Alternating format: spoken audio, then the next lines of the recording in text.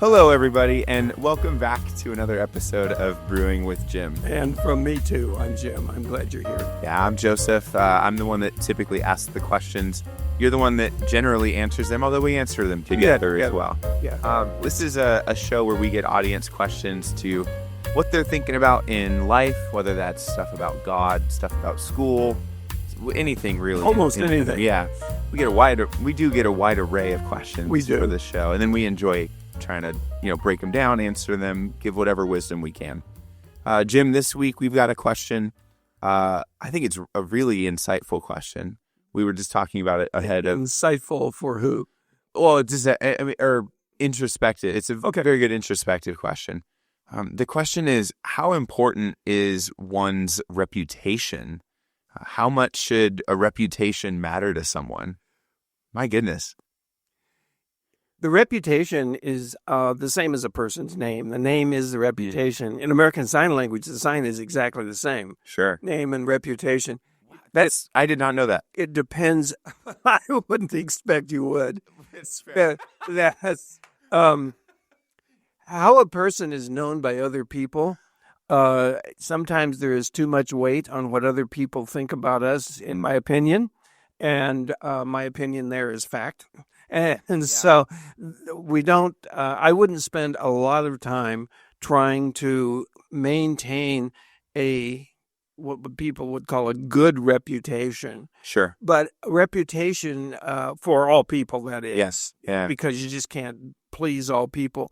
There are many people who will just assess a person by their appearance, by their speech, sometimes by what they say and what their opinions are. That's right. And then they will develop a reputation that's either that's good or that's not good. And it's that simple for them. I like you or I don't like you. Yeah. I agree with you, therefore I like you. I don't agree with you, therefore I cannot like you. Sure. And that is not fightable. You can give people wisdom about that, how stupid that approach is in assessing another person, and then having it affect your relationships. A reputation, wouldn't you think, Joseph, is very important for our role in life, biblically, is to be ambassadors for Christ. That's right. I am not an ambassador for Jim. I am an ambassador for Christ. Yes. And where I go, I am to represent him. Yeah. I am to manifest his values, his love. That's right. His caring. And when we do that with our neighbor, love your neighbor, which, by the way, the root word of that is nearby. Anyone who is nearby is our neighbor. When we manifest our love in a Christ-like way actually, we're not manifesting our love, we're manifesting God's love. Yes. Then our reputation is going to go to the ceiling. Yeah. That's going to be wonderful. People will notice that. That's right. They may not be able to cognitively or theologically explain that. They don't have to. They just have this awareness of your caring for them. That's right. And when that happens, reputation will go high. That's now, right. That's just a personal relationship reputation. But what if you're choosing a doctor? You want somebody that's good, has a good, you can even go online and search for the doctors, and they will tell you online how many malpractice suits they have had, where they are board certified, and where they are. Anyway, you look up someone's professional reputation. You can quantify it. You can quantify it. Yeah. Now, there are some people whose professional reputation is word of mouth primarily. And realtors come to mind. Sure. That's right. That repeat business for a realtor or referrals from other people. Yeah. That means the reputation is high. That's right. Now, I do wish I knew who asked this question.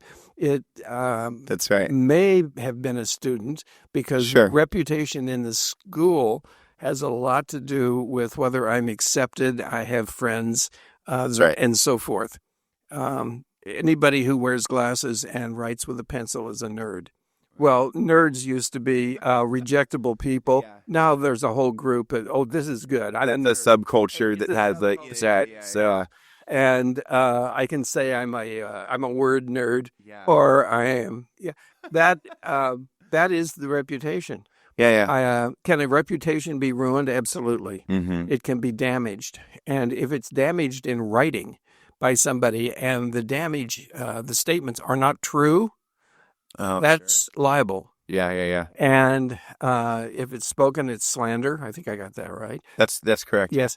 And that is so offensive in our culture that it is a civil suit matter. That's right. So reputation is very important for professional, for what about pastors? Wow. Pastors have a reputation because they're public. And you stand in a pulpit long enough, somebody is going, long enough could be 10 minutes for some people. Sure. And you make statements, and do I agree with you theologically? Do I disagree? All of that has to do with a reputation. But the pastor, too, is the reputation of the church. And that, I think, is part of the subliminal I'm going to stay with the word subliminal motivation that we have when we behave. We don't really represent ourselves. Sure. Christians represent Christ. Yeah. The pastor represents Christ and the church. Yeah. The church as a body of people have a reputation for they do a lot of outreach into the community, or they do a lot of evangelism, or they do whatever their reputation is. Say maintaining that reputation with that motivation is very important. Absolutely. And it speaks to, number one, I think we are ambassadors to many things at a time. That's right. Depending on context. When I'm at a CVCS football game, I'm an ambassador for CVCS in that moment. We all are. And the way that I act, or, the way that I present myself around families and around students, even if it's not on campus, still reflects on the school. I can't, go off on a vulgar tirade and not experience some consequence of that. That's right. As a result, or CVCS experience a consequence of that as a result. So reputations are not just personal, but they are institutional. They are. Institutions have reputation. For any institution or concept that we represent and that we hold our opinion, I am a Christian. And so is Christianity affected by my reputation? Depends upon how well known I am. That's right. But it certainly can be. Yeah. Or it could be minuscule, but it still does affect. Yeah. What about my profession? And what about my reputation as a teacher? That's right. My reputation as a teacher is, I think, mostly formulated around the students' lunch tables, where they talk about, oh, he's funny, or he really knows his stuff, or he cares for us, or the opposite of all of those, or some of those. Yeah. So, maybe there's a question in here about, okay, how important is one's reputation, being the original question that we have. Right. And then there's a separate question. I don't want to pretend that this is what the person was asking, but how important is the reputation of the things that you're representing, right? So my reputation as Joseph, as a person, I would argue is less important than the reputation of Christ. Well, of course it is. That I am also trying to project, right? Yes. That's hard difficult for people to shun, because I have to take care of number one. That's the cultural value. Sure. And I'm number one. Sure. So the humility that comes out, I am not number one. Yeah. And so my reputation affects. We talk about CVCS. By the way, CVCS is Capistrano Valley Christian Schools. That's right. We just spit that out as the name of the school. Where we work, and that's where this podcast is made, Yes. So do I spend a lot of time thinking about my reputation? I actually do not. Yeah. But I am aware that people have opinions. Now, just to jump to another part of this, somebody else's opinion about me is really none of my business. That's exactly right. Yeah. That's their formulation. Would I like for it to be positive? Of course. Yeah. Do I break down in tears if it isn't? Of course not. I do not. And I can't live for what somebody else thinks about me. Yeah. I think that there's two big thoughts in my head. You've just kind of touched on both of them. So to articulate them, number one, I think the thing that's been in the back of my head this whole time is that our reputation is fundamentally something that we can't necessarily control. What we control is our behaviors and our actions and our words and the way that we actually do stuff. A reputation, by definition, I think, is kind of like the reaction to that.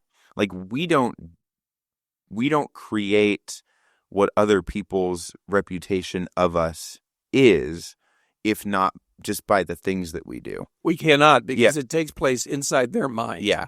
And so my thinking is, like, first big general thought is to say, like, to focus or to concentrate your energy on protecting your reputation is like a lost cause and just like an extra step.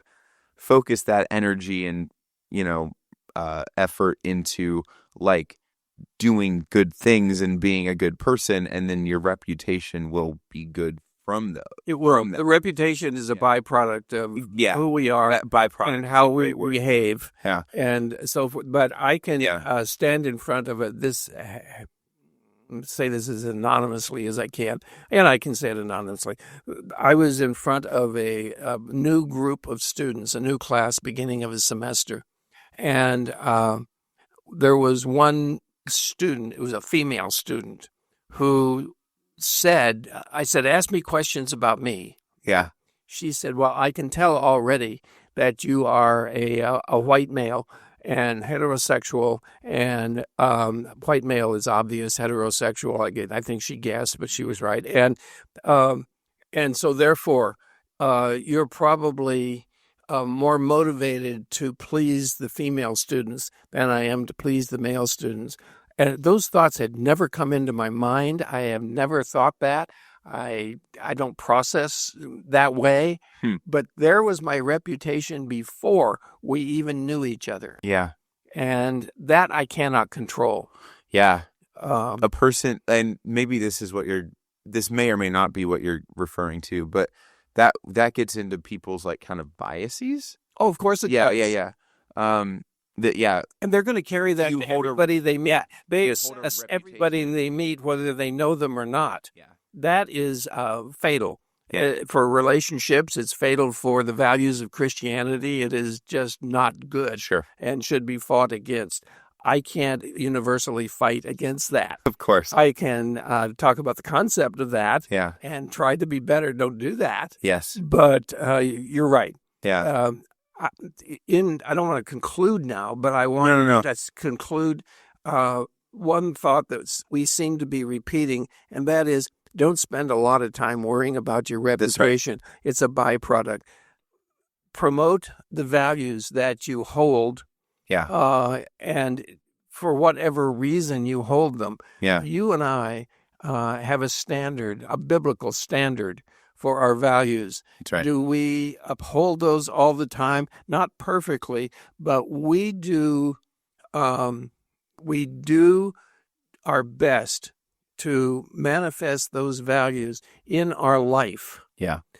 And that's to be our reputation. Yeah. And then, like you said, a good reputation is a byproduct that comes along anyway. It builds itself as a result of that. Yes. The second big point that I was going to say a few minutes ago, that has been in my head, I think, literally since the beginning of the episode, is that the answer to this question of how important is your reputation, I think also depends on the person that you are reciprocating from. So my reputation... Person who's evaluating. Yes. My reputation, let me change how this sentence is structured. Your reputation of me is more important to me than a random person that I'll never meet's reputation of me. Yes. Right? Why? Because of our friendship. Yes. Because we are, in a sense, air quote, close. Yes. In relationship, in friendship. And that has developed over years. Yes. So, yes, you're right. I do care what some other people think of me, the people who I love. I care what my wife thinks of me. That's what I was thinking of too. Yeah. Family. Yeah. I care what my close friends think of me. Yeah. But that doesn't mean those relationships are solid. Mhm. They are not going to terminate because we disagree about something. I can get ready to leave and close to walking out the front door, and Debbie can say, "You're not wearing that, are you?" And well, actually, today I am wearing this. Yes. But there are times when I will go, "What's wrong with this?" "Well, there's food on the front of your shirt." "Oh, I didn't know." Are they Okay. chips from the way that you eat your chips? Okay, that's enough of that. That behavior that you and I have discussed before, Yes. I exhibited that behavior yesterday. And okay, never mind. This is a deep cut for longtime listeners. Yeah, okay. Go ahead. The way it's not fair to leave people who are listening to this up. I have a behavior that Debbie doesn't like, and that is that if I'm going to snack on some chips, I will take them out of the bag, sitting in the chair and the recliner, and put them in my lap and eat them off of my lap. And you were quick to say last time I'm siding with Debbie on this one. No, 100%. Yeah. No question. I don't care. Anyway. I don't care. My continuing to do that is not going to end my marriage, or probably not going to end my friendship with you. And to be fair, Debbie's reputation of you is not hinging on that habit. This is not. No, but that's because, now this is a good, important point. Yeah. That's because we are open to the idiosyncrasies and the faults and the flaws of people we love. There is no person I have ever loved that has been flawless. That's right. And including me. And so we have a solidarity in that relationship that this isn't going to end because I didn't vote for the same person you voted for, Right. or I have different philosophical values or even theological values. The relationship is going to continue. That's right. And when that happens, then I do care that my behaviors are comfortable for other people. If I have a degree in psychology, and I do, then there are people who would hear that and say, "Oh, you're analyzing me all the time." No, I'm not. Sure. No, I'm not. No. That's the reputation they immediately assume, but then they realize that that's not the case. Yeah. But sum up here. Yeah. The reputation that we have is often created in the minds of other people. Yes. Out of our control. I don't wish to try to control that. Yeah. If I have offended another person, I do want to repair that as much as possible, but I don't make peace with all people as much as is possible. That's right. But I do not necessarily intend to change my behavior if my behavior is in line with my values and my values disagree with the other person. I'm not changing. There is that resolute that has to be decided within the people who are curious about how important is my reputation. Yeah. Professionally, it can be very important if the aim of the profession is to make money and to have many clients and have many customers. If the aim of the profession is to care for other people, that's a little bit different. Sometimes you have to be somewhat offensive. There has to be surgery in order for healing to take place. And so and that's uncomfortable. But the healing does take place. That's right. Okay. Yeah. I like that. In summary, again, I like what we said about the reputation should not necessarily be the source of your efforts. It's a byproduct of your actions. Like, yes. Your efforts should be put into being a good ambassador for Christ and institutions that you're a part of, that kind of thing. And then a good reputation will come of that. The second thing that I remember we talked about is that it is contextual. It is. And, reputations depend on the people that you're with. And some people's reputation of you is more important than others. Exactly right. So anyway. Good. That's great. I think we did okay on that one. I think so. Let's go to the second segment. Always a question you don't know ahead of time. Something a lot more disconnected from the audience. question and something fun.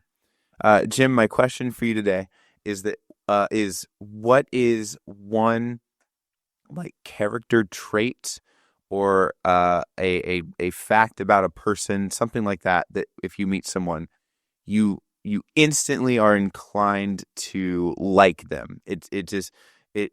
Oh, that was easy. It lights you up and you go, oh, this is great. What's something that you could learn about a person you've never met before and go, oh, we're going to hit it off. Sense of humor. Perfect. That's number one, no question. Yes. Now, some people might think, oh, you want political position, Sure. philosophical position, theological thoughts.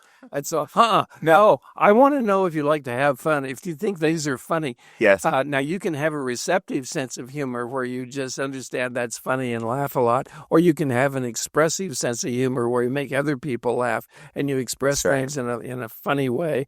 That requires more skill and more experience and so forth. Absolutely. But I don't want to be around people who are humorless. That's right. I am sometimes. I'm forced to be professionally. Sometimes I'm forced to be socially. Yeah. But sense of humor, it's absolutely top. That's absolutely true. Yeah. Now, people have asked me, could you be friends with somebody you don't trust? And my answer is yes. I am friends with people I don't trust. It's I have to be careful of that, whatever area it is that I don't trust. If I tell someone in confidence and they tell someone else, I don't trust them to keep the confidence. So I just don't tell them things that I don't want somebody else to know. I realize that everybody has someone that they can trust to tell somebody to, tell something to. And that person has somebody, and that person has 2 or 3 people, right. And that spreads. Yeah. Keeping confidence is a high value in my life. Matter of fact, I'm the best I've ever met. Absolutely. At being able to keep what people want. But yeah, I can be friends with somebody I don't trust. I can be friends with somebody I don't agree with. I've never found anybody I 100% agree with. Yeah. Anyway, and that would include me. I change my mind about things from time to time. But sense of humor. Sense of humor. It involves timing and spontaneity, surprise, and I grew up in a funny family. Yeah. And that's our mindset is there a time when we shouldn't express a sense of humor? Sure. Yes, I don't know there's a time we should not express a receptive sense of humor, even if it's a smile. I don't care how serious the funeral is. But, and there are times not to joke.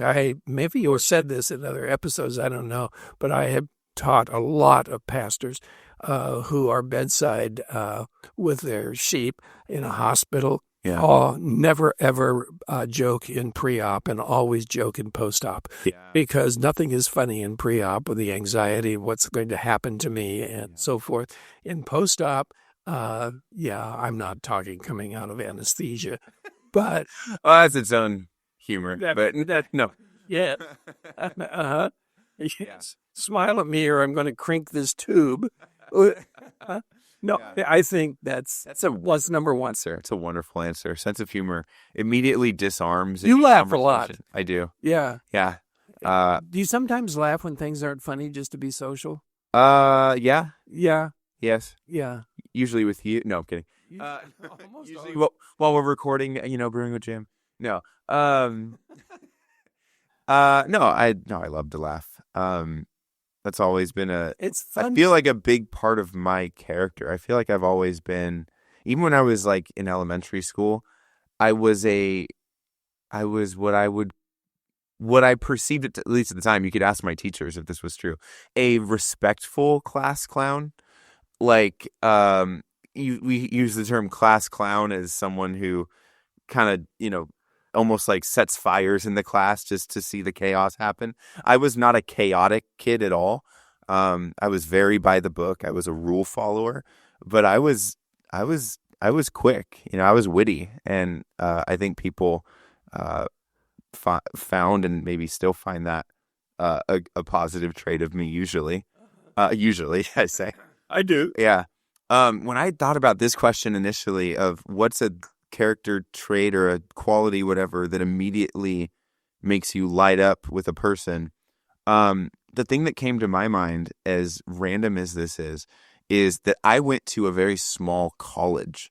And whenever I meet anybody else that has happened to also go to Dordt College, which is a couple thousand students in Iowa. Northeastern Iowa. Yeah, northwestern Iowa. Northwestern. And we don't live in Iowa. We live in California, big city. And if I ever come across someone that has happened to have even heard of Dordt, I go, oh my gosh, yeah, tell me your Dordt story. Like, when were you there, and what did you do, and what was it like? And, I tried to avoid the cold, the snow. Exactly. That's everyone's, yeah. Yes. But no, like a really specific connection or commonality like that is one of those things too. I'm sure you could think of things for yourself of that. If someone went to Texas Tech or was in the Navy, like, it's an immediate talking point. It can be. Conversation starter. Yeah. Oh, yes. Yeah. Yeah. I have a ball cap that I wear that says U.S. Navy Vietnam veteran on it. And it's kind of, oh, look at me. I'm this wonderful shirt. That's not why I wear it. I wear it mostly because they get military discounts in stores and restaurants and stuff. But it is I should start wearing, I'm kidding. You just get them on Amazon. Vietnam veteran. You can. Yeah. I wear the hat because it is a conversation starter with people. Debbie has even mentioned that to me. And people will, other veterans, when they recognizes another veteran, usually has something to say. Oftentimes, it's welcome home. Welcome home are 2 words that veterans just use with each other. It means, I'm glad you're back. I'm glad you're safe. I recognize, or they will begin to talk about their military experience and ask me a little bit about mine. That's a trigger for me to ask them more about themselves. I can start a conversation with almost anybody. Yeah. I can be conversational with people standing in line and anywhere in a restaurant. So I like being social with people, but then I have to begin to analyze, or I do begin to analyze, what is this person all about? If they begin to talk about themselves, if they begin to complain, but if they're funny, if they say a couple of funny things, boom, I'm in. Yeah, absolutely. I'm going to stand here and talk to you. I love it. I feel so often the same way. The sense of humor is, I wonder if that's one of the more universal answers to this question. If we polled everybody in the world, I think it is not. No, I think it isn't. I think that makes me curious. Yeah, I don't know who's done research on this, but if we polled everyone in the world this same question, what would be the top response? I think sense of humor would not be the top. It would be something more noble, like trust or sincerity or humility, or those things come way down for me. Sure. After sense of humor. Yeah, absolutely. Yeah. This is great. Let's wrap this thing up. Right. This has been another episode of Brewing with Jim. We want to thank our audience, as always, for listening. If you, audience, have a question for us that you'd like us to answer, this is how you do it. We have an email address that is set up. Yes. It's literally called brewingwithjim@gmail.com. That's it. That's where you can send wherever you want. It can be your questions. It can be your stories. It could be anything about yourself, where you're listening from. Why you listen. Why you listen, indeed. Tell us about your senses of humor. brewingwithjim@gmail.com. Okay. So with that, everyone, thank you again for listening. Have a great week, and we'll see you back next Tuesday. Talk to you soon.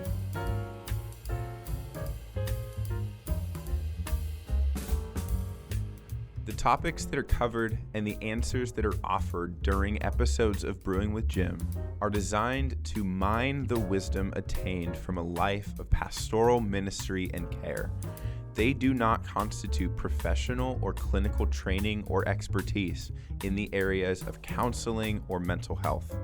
CVCS and its podcast network want to provide a platform for the discipleship of our community. Brewing with Jim is our attempt to foster that environment in a format that is accessible for everyone to participate in. The views, thoughts, and opinions expressed during the show are the speaker's own, and they may or may not represent the views, thoughts, or opinions of Capistrano Valley Christian Schools or its faculty. The material and information presented here is for general information purposes only. This episode has been a production of the Capistrano Valley Christian Schools Podcast Network. Capistrano Valley Christian Schools is a Christian JK-12 school in San Juan Capistrano, California. Be sure to check out, subscribe to, and leave a review of this show and the other shows on our network on your podcast player of choice. Doing so supports the school community in a multitude of ways. For more information about the CVCS Podcast Network or any of our other shows, check out cvcs.org or email podcasts@cvcs.org. On behalf of the whole network, this is Mr. Jasper saying thank you again for listening and stay tuned for more.